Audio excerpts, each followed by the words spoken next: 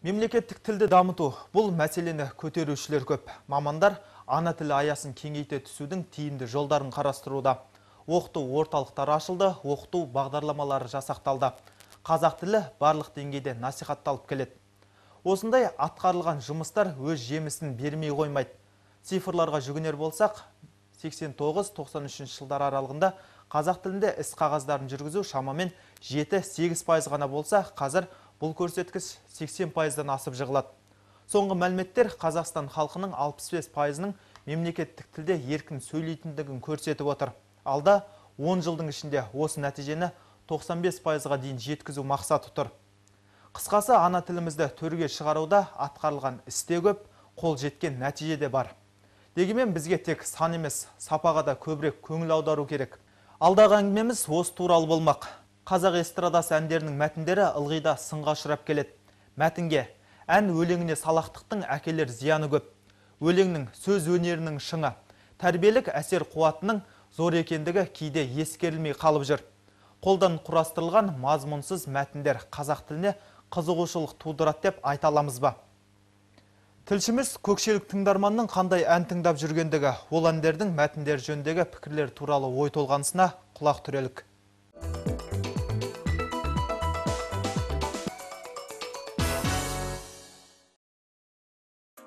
Көкше өңірі сал серілерді тудырған қасиетті мекен, сегіз сері Ақан мен Біржан, Үкілі Ыбырай мен Балуан Шолақ ұлтымыздың ұлықталар ұлы тұлғалары. Олардың әндері арқаға ғана емес алталашқа белгілі. Бұл тұлғалар өздері ақын, өздері сазгер, өздері орындаушы, жалпы жігітке тән жеті өнерді алып жүрген. Сегіз серің бар, Біржаның бар, Ақаның бар, Үкілі Ыбырайың бар. Осылардың ән текстерін алып қалсаң, бір-бірінен ажырағысыз, мағынасы терең, дұрыс талғампаздықпенен шығарылған. Сөзінде өздері шығарады, әнді өздері шығарады, орындаушылар да өздері. Осы тұрғыдан келгенде әрине олар өздерінің осы әндерінің дұрыс болғандығын, халыққа кеңірек жылдамырақ тарағандығын қалайтын болу керек. Сондықтан да әндері өте мінсіз болып, сөздерімен бірге үйлесім тауып отырады. Кейіндерде қазақтың ән күйі биік белестерге өрледі. Мысалы, ақиық ақын Мұқағалидың өлеңдеріне қазақтың кәсіби сазгерлері әуен жазып, бұл әндерді бүгінде өнер сүйер қауым ойып тыңдайды. Композитор, вальс королі Шәмші Қалдаяқов жазған әуендер қазақтың мәртебесін асқақтатар, патриоттық рух берер ұлтымыздың мақтанышы. Жалпы қазірде белгілі ақындардың өлеңдеріне жазылған әндер тыңдарман талғамына сай, яғни ән жазудағы барлық талаптар сақталған. Ән тексті дегенге өте жауапкершілікпен келу керек. Өйткені ән тексті дегеніңіз бұл бір-ақ рет айтылып, бір-ақ рет оқылып тастай салатын өлең емес. Ол жылдар бойы, тіпті кейде байқап отырғанымыздай ғасырлар бойы жұрттың аузында күнде айтылып жүретін мәтін. Сондықтан ол мәтінге өте жауапкершілікпен қарау керек. Оның бойында әдемілікте, ойда, мәнде, мазмұнда бәрі жату керек. Соны айтуға адам құштар болып тұру керек. Сол әдемі сөздер адамның аузына оралып тұру керек. Бүгінде мектептерде ән күй пәніне үлкен мән беріліп келеді. Себебі ән арқылы ұлтымыздың рухани құндылықтарын бала бойына сіңіру көзделген. Бұл мақсатты осы күні жүзеге асырып келе жатқан ән күй пәні мұғалімдерінің бірі Тынышкүл Нұртаева. Ол тылсым өнер пәнінде ұлттық музыкалық аспаптарды жиі қолданып, сабақтың тартымды әрі әсерлі өтуіне баса мән береді.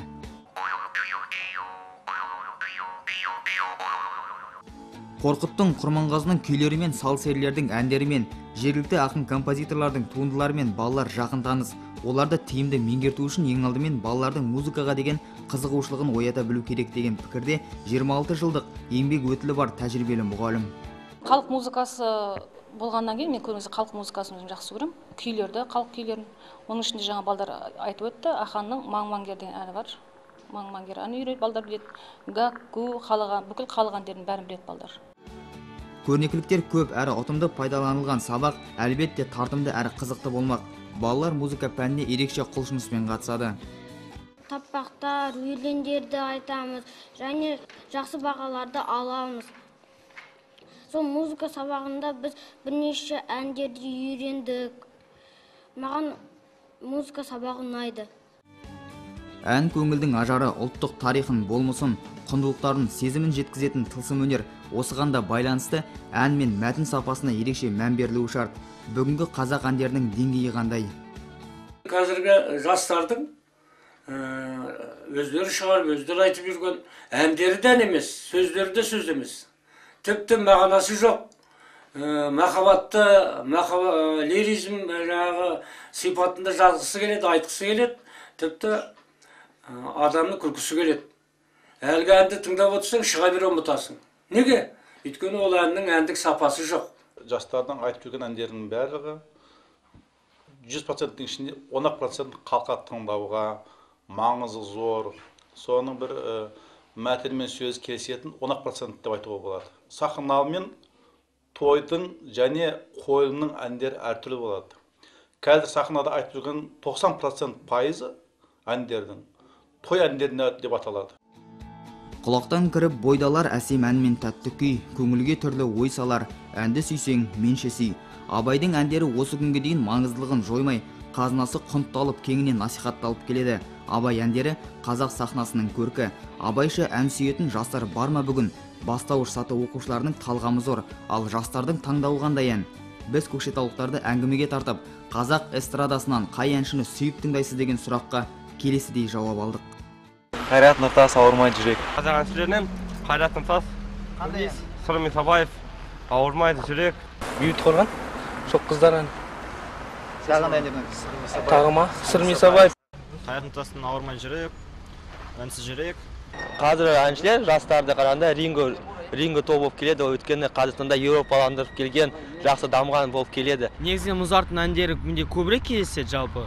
Оның Сәкен Майғазиевтің өлеңдері өте маған ұнайды сондай. Қазақ әншілерінен әсіресе Мейрамбек Беспаев, содан Роза Рымбаеваны әрине айтсақ болады. Барлығы ұнайды. Қайрат Нұртас, соның әндерін өте сезімтал, өздері жанға тиетін әндер. Қайрат Нұртасов песня «Ауырмайды жүрек», там Батырхан Шукенова песня.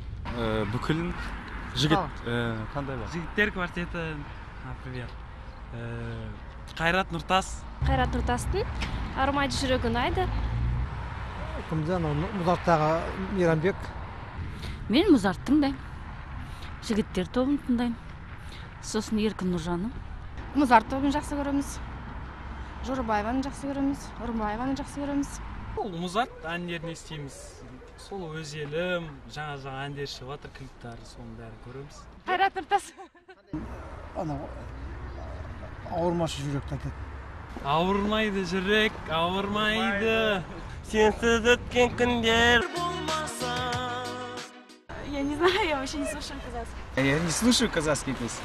Сауалнама қорытындысы бойынша жігіттер квартеті мен Сырым Исабаевтың әндері үздік үштіктен орын алды, ал Мұзарт тобы екінші тұғырда. Көпшілік көкшеліктің сүйіп тыңдайтын әншісі Қайрат Нұртас.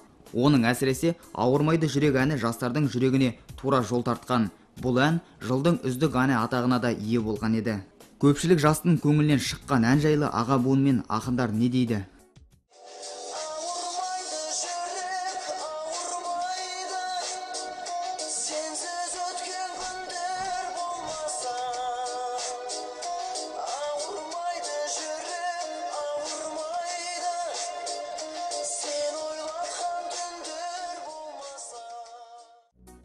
Зейін салып тыңдаған ақын ән жайлы мынаны айтты.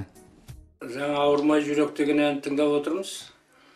Жастар қалай қабылдады екен, бұны дұрыс қабылдап, бізге лайықты ән деп қабылдап отқан болуы, мен қабылдай алмаймын. Мұның өйткені ауырмайды жүрек, сенің мөлдіреген көзің болмаса, ауырмайды жүрек, сенің сүйем деген сөзің болмаса, ауырмайды жүрек. Неге ауырмайды жүрек? Ол махаббатты жырлап отыр, жүрек ауыру керек қойна барады. Керісінше ауыру керек қой. Жүрек жаңа сыздау керек. Жүрек жаңағы махаббат дегеннің өзі жүректің сезімі ғой. Қайраттың ауырмай жүрек дегені хит болып кетті қазір. Бәрі біледі. Оның бір жақсы жері есте қалатын сол ауырмай жүрек дегені ғана да. Ана жердегі ішіндегі мәтіндегі қателіктер, ой қайшылықтары, оны ешкім аңғарып оған мән бермейді да жастар. Сөздің төркініне терең үңіліп, мәтін мағынасына ерекше мән берген ақын жазушылар ән мәтінін тексеретін арнайы комиссия құрылса деген тілектерін айтуда. Себебі мемлекеттік тілді насихаттауға келгенде мағынасыз әндер қазақ тіліне нұқсан келтіреді, яғни сөздік қоры бай, әуезді тілдің тынысын тарылтып, құрылымдық заңдылықтарын бұзады дейді. Сөз бен ән, соның осы талаптың көңілінен шыға ма, халықтың көңілінен шыға ма дейтін дүниелерді сараптайтын арнайы бір комиссия құру керек. Қанша дегенмен қандай ән болсын, оның мәтіні қандай деңгейде болсын, ол қаншалықты мол насихатталса да, көпшілік тыңдарман қауымның көңілінен шықпаған әннің ғұмыры ұзақ болмас. Әндер әркез сұрыпталып, тек әсем әуезділері ғана халықтың жадында мәңгі жатталмақ. Яғни халық өзі сарапшы. Достық Талғатұлы, Марат Ахметжанов, Виктор Поляный, Василий Вережников, Апта.